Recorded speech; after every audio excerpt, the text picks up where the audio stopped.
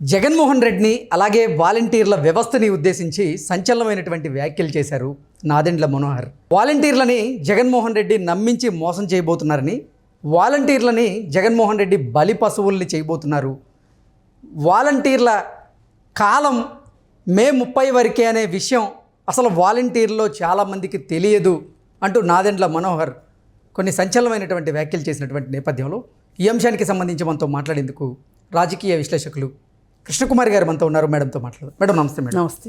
Madam, వాలంటీర్లని Jaganmohan రెడ్డిని ఉద్దేశించి నాదెండ్ల మనోహర్ సంచలనమైనటువంటి వ్యాఖ్యలు చేశారు.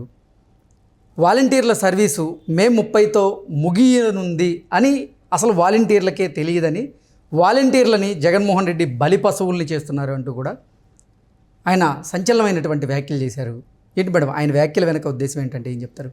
ఆయన వ్యాఖ్యల వెనకమాల అసలు వాలంటీర్ వ్యవస్థలో ఉన్న లోటుపాట్లు కావచ్చు, లొసుగులు కావచ్చు, అసలు ఏముంది దాని లోపల అనేది ఆయన మొత్తం గమనించారు. అసలు వాలంటీర్ వ్యవస్థని మొత్తం ఆయన తిరగేసి చూస్తే దానిలో తేలింది ఏంటి అంటే, ఎందుకు చూశాడు అంటే, ఈ మధ్య కొంతమంది చేత బలవంతపు రాజీనామాలు చేయిస్తున్నాడు. వాళ్ళ చేత చేయించితే మొత్తం వాలంటీర్లు అందరూ కూడా సంఘటితం అవుతారు. వాళ్ళందరూ కలిసి మళ్ళీ జగన్మోహన్ రెడ్డి వస్తేనే మనకు ఉద్యోగ భద్రత ఉంటుంది అని వాళ్ళు నమ్ముతారు అనేది జగన్మోహన్ రెడ్డి వ్యూహం. పైగా వాళ్ళతోటి మీరేమి పనులు చేయించడానికి వీల్లేదు, వాళ్ళ ఫోన్లు వాళ్ళ ట్యాబ్లు అన్నీ కస్టడీలో పెట్టాలి అని చెప్పిన తర్వాత ఇక వాళ్ళకేంటి అంటే ఇక మన ఉద్యోగం ఉంటుందో ఉండదో అనే ఒక అభద్రతతోటి వాళ్ళు ఉండి మళ్ళీ జగన్మోహన్ రెడ్డిని గెలిపించుకోవాలి అని అనుకుంటారు అని జగన్మోహన్ రెడ్డి ఉద్దేశం. అయితే ఈ మధ్య ఆయన వాలంటీర్లు మీ జీవితాలు నాశనం అయిపోతాయి, నేనైతేనే కొనసాగిస్తాను అది ఇది అని జగన్మోహన్ రెడ్డి మాట్లాడతాం విన్నాడు. విని అసలు మొత్తం దాంట్లో ఏముందో చూద్దామని చెప్పి ఆ జీవో తెప్పించి చూస్తే అందులో ఉన్నది ఏంటి అంటే, మే 31వ తారీఖు తోటి వాళ్ళ సర్వీసు అంటే ఉద్యోగ ఒప్పంద నియామక పత్రాలు ఉంటాయి, దానిలో 31 తోటి క్లోజ్ అని ఉంది. అయితే ఇది క్లోజ్ అవ్వకుండా ఉండాలి అంటే ఈ ఎలక్షన్ కోడ్ రావటానికి ముందే ఒక సైన్ పెట్టి ఉండాల్సింది, నేను ఇంకొంతకాలం కొనసాగిస్తున్నాను అని చెప్పి. ఎవరికి? వాలంటీర్లకి. ఈ పని చేస్తే గనక ఎలాగూ మనకు ఉద్యోగం ఉంటుంది కదా, ఎందుకు జగన్మోహన్ రెడ్డి దగ్గర వెట్టి చాకరీ చేయాలని వాళ్ళు అనుకుంటారు అని చెప్పి ఈయన ఏం చేశాడు తెలివిగా, నేను పదవిలోకి వచ్చిన తర్వాత ఫస్ట్ సంతకం మీకే చేస్తాను అన్నంత లెవెల్లో, అంటే ఎవరు అడిగితే వాళ్ళకి ఫస్ట్ సంతకం అని చెప్తున్నాడు. దీని వెనక మాల లొసుగేంటి అంటే, వీళ్ళతోటి ఇంకా బండ చాకరీ గాడి చాకరీ చేయించుకొని ఇక వాళ్ళని నట్టేట్లో ముంచాలని. పైగా జూన్ 4వ తారీఖున ఈయనే వస్తాడని గ్యారంటీ ఏంటి? రాకపోతే వాళ్ళ పరిస్థితి ఏంటి? మరి 5 ఏళ్ళు వాళ్ళతో గాడి చాకరీ చేయించుకున్నందుకు, గొడ్డు చాకరీ చేయించుకున్నందుకు అసలు నీకేమైనా విశ్వాసం అనేది ఉంటే గనక, నువ్వు గనక మనిషివే గనక అయ్యి ఉంటే ఏం చేయాలి? వాళ్ళకు ఉద్యోగ భద్రత కల్పించాలి కదా. ఈ 5 ఏళ్ళు వాళ్ళని కట్టుబానిసల్లాగా వాడుకున్నావు కదా, మూటలు మోపించావా లేకపోతే ఏం చేశావు? అన్నీ చేయించుకున్నావు కదా వాళ్ళ చేత. మరి వాళ్ళకి ఎందుకు ఒక భద్రత కల్పించలేకపోయావు నువ్వు? నీకు ముందే తెలుసు వాళ్ళ ఉద్యోగం మే 31తో అయిపోతుంది అని తెలిసినప్పుడు కూడా నువ్వు ఎందుకు చేయలేకపోయావు? చేసుంటే నిన్ను కనీసం వాళ్ళు శబాష్ అని అనుకునేవాళ్ళు కదా, ఏమోలే మా కోసం చేశాడని అనుకునేవాళ్ళు కదా. సరే, ఏది ఏమైనా వాళ్ళని గొంతు కోసాడు. వాలంటీర్లని, చదువుకున్న పిల్లల్ని ఇదేదో గవర్నమెంట్ ఉద్యోగం అనేటట్లు భ్రమింపజేసి వాళ్ళని ఇబ్బందుల పాలు చేశాడు.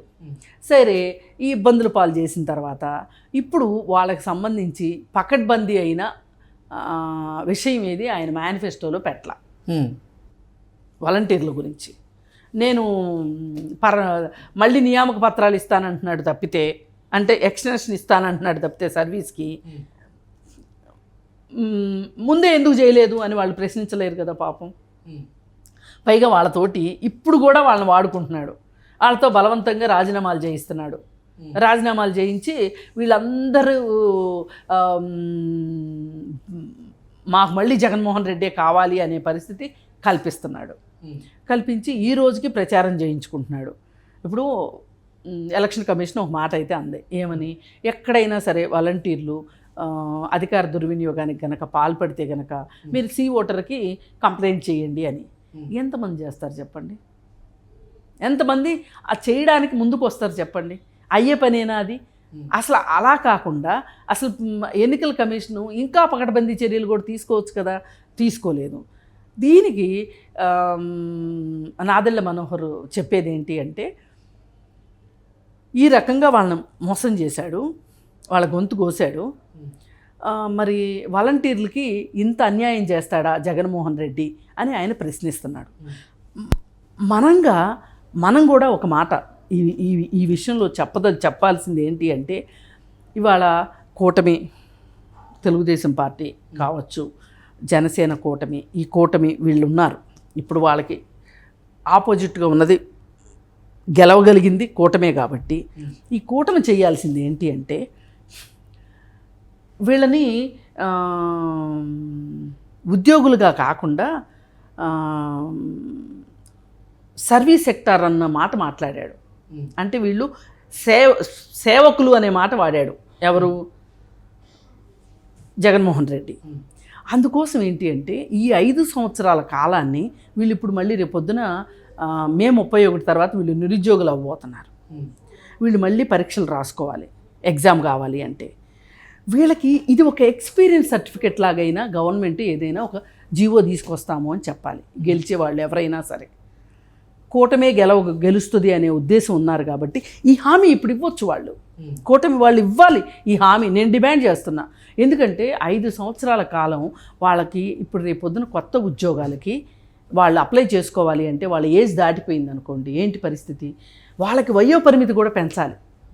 వయోపరిమితి పెంచుతూ ఒకవైపున, రెండో వైపున ఏం చేయాలి అంటే, ఇప్పుడు అమెరికా లాంటి చోట ఏం చేస్తారు అంటే, ఏదైనా యూనివర్సిటీకి అప్లై చేసుకునేటప్పుడు వాళ్ళు ఇంతకుముందు ఏమైనా సామాజిక సేవ చేస్తున్నారా అని ఒక రిజర్వేషన్ ఉంటుంది సామాజిక సేవకి. మన దగ్గర కూడా ఒకప్పుడు ఉండేది, ఇప్పుడు అసలు గాలికి వదిలేశారు అవన్నీ. ఎన్సీసీ, ఎన్ఎస్ఎస్ ఇవి ఉండేవి. ఆ మాదిరిగా వీళ్ళకి ఒక రిజర్వేషన్ ఇవ్వాలి ఈ వాలంటీర్లకి. వాళ్ళు ఇప్పుడు వాళ్ళ నాయకుడు ఏం చెప్తే వాళ్ళు అది చేశారా, పాపాలు చేశారా, పుణ్యాలు చేశారా, ఏం చేశారనేది వదిలిపెట్టండి. కానీ మనం ఈ రోజున ఈ స్టాండ్ తీసుకుంటే నిరుద్యోగులు, ఇప్పుడు వీళ్ళు రేపొద్దున మే 31 తర్వాత నిరుద్యోగులు వాళ్ళు మళ్ళీ 2,67,000 మంది నిరుద్యోగులు. ఈ నిరుద్యోగులు ఈ రోజు ఏం చేయాలి చెప్పండి? వాళ్ళకి ఉపాధి ఎక్కడి నుంచి వస్తుంది? వీళ్ళు దేశం మీద పడాలి మళ్ళీ. లేదు అంటే వాళ్ళకున్న కాంటాక్ట్స్ తోటి వాళ్ళు ఏదో ఒకటి చేయాలి, ఏదో ఒక దోపిడీలు చేయాలి. లేదు అంటే జగన్మోహన్ రెడ్డికి ఓటేస్తారు అలా. అలాంటి పరిస్థితి తీసుకొచ్చారు. నేనేమంటున్నానంటే, ఇంత అన్యాయం చేసిన వాడికి ఓటేసే కన్నా కూడా వాలంటీర్లు మీరు కూడా ఆలోచించండి. నిజంగా అదే ఆయన వ్యూహమే అది కాదు, ఆయన వ్యూహమే అది. అందుకే నేను చెప్తున్నా, వాలంటీర్లనే నేను ఉద్దేశించి చెప్తున్నా. ఇందులో ఒక 10 మంది వాలంటీర్లు చూసినా పర్లా, 20 మంది చూసినా పర్లా, ఎంతమంది చూసినా పర్వాలా, ఇది ఒక మౌత్ టు మౌత్ పబ్లిసిటీ కావాలి. వాలంటీర్లు మీరు దయచేసి ఓటు వేయకండి జగన్మోహన్ రెడ్డికి. మీ గొంతు కోసాడు, నిలువున మీ జీవితాలు నెట్టేట ముంచాడు. ఇప్పుడు వీళ్ళకి వయసు దాటిపోయింది అనుకోండి, 34 ఏళ్ళలో ఏమో ఉంటుంది కదా, వీళ్ళు ఇది గవర్నమెంట్ ఉద్యోగం అని భ్రమపడి 29 ఏళ్లకో 30 ఏళ్లకో ఉద్యోగంలో చేరారనుకోండి, వాళ్ళు అప్లికేషన్ పెట్టుకోవడానికి కూడా లేదు వాళ్ళకి. అందుకే నేనేమంటున్నా, మీకు వయోపరిమితి సడలింపులు ఇవ్వాలి, అలాగే దీన్ని ఒక సర్వీస్ లాగా పరిగణించాలి. ఇప్పుడు ఎన్ఎస్ఎస్, ఎన్సీసీ ఉండేవి కదా మనకి, అవి ఇక్కడ అంత ప్రాచుర్యంగా ఉండవు.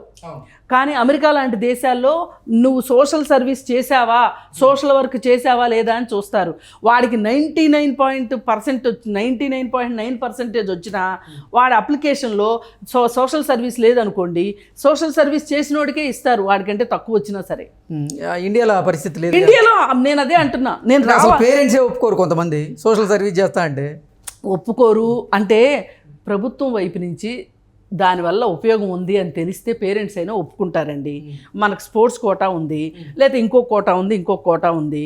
వాళ్ళకి ఇప్పుడు సైనికులు ఉన్నారండి, సైన్యంలో చేసి వచ్చారనుకోండి, వాళ్ళకి ఏం చేస్తారు చెప్పండి? ఏజ్ రిలాక్సేషన్ ఇస్తారా? వాళ్ళు వచ్చిన తర్వాత ఇక్కడ ఉద్యోగాల్లో 5 ఏళ్ళు ఏమో వాళ్ళకి వయోపరిమితి సడలింపులు ఉంటాయి. అలాంటి సడలింపులు వీళ్ళకి కూడా ఇవ్వాలి. ఈ నినాదము తెలుగుదేశం వాళ్ళు తలకెత్తుకోవాలి. ఎత్తుకుంటేనే వాళ్ళకి న్యాయం జరిగినట్టు, లేదంటే వాళ్ళు అన్యాయం అయిపోతారు పాపం. నాకు మొదటి నుంచి కూడా వాలంటీర్ల గురించి వాళ్ళు చేసే కొన్ని దుర్మార్గాలు, విధి లేని పరిస్థితిలో చేసిన వాటిని పక్కన పెట్టేసేస్తే మిగతా వాళ్ళందరూ అమాయకుల్లాగా సంచులు మూటలు మోయటం నేను నా కళ్ళారా చూశాను ఆంధ్రాకి వెళ్ళినప్పుడు. ఇంట్లో బాగానే ఉంటారు ఇంట్లో వాళ్ళు. వాళ్ళకి రేషన్ ఎందుకు ఇవ్వాలి చెప్పండి? వీళ్ళు తీసుకొచ్చి ఎందుకు ఇవ్వాలి? జగన్మోహన్ రెడ్డి వీళ్ళని ఒక గూఢచారులుగా వాడుకున్నాడు. వాళ్ళు ఆ మైకంలో నుంచి ఎంత తొందరగా బయటకు వచ్చి నిజంగా పోనీ జగన్మోహన్ రెడ్డి వాళ్ళ జీవితాల గురించి ఆలోచించున్నట్లయితే కనుక ఎలక్షన్ కోడ్ రాకముందే వాళ్ళకి పదవీ కాలాన్ని పొడిగించి ఉండాల్సింది.